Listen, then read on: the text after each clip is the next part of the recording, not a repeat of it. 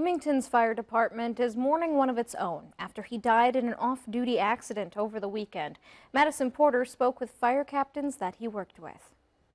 The American flags at Bloomington's fire stations are at half staff, out of respect for Kyle Walder, who was a strong firefighter and a smart paramedic with a quick wit.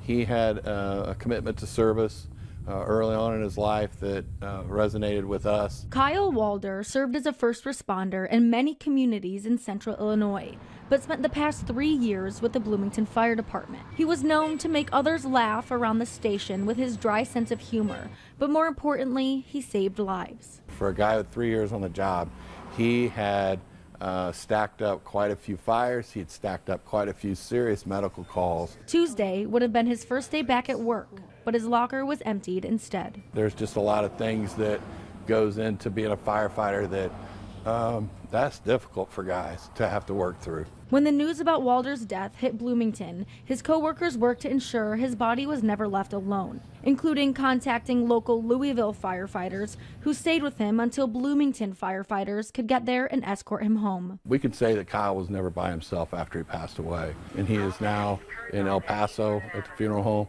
and our firefighters will stay with him until the services. Walder also spent about a year working with El Paso EMS. Chief Jeannie Meckley says the first thing she noticed about Walder was his willingness to step up. But Walder's death came about a month after the El Paso Emergency Squad lost another former coworker to cancer. Meckley says the news of Kyle's death was no doubt hard for us to hear, almost like breaking open a wound that hadn't quite healed after Ethan's passing. Funeral arrangements for Walder have not been announced, but they will be held at the Rustman Harris Funeral Home in El Paso.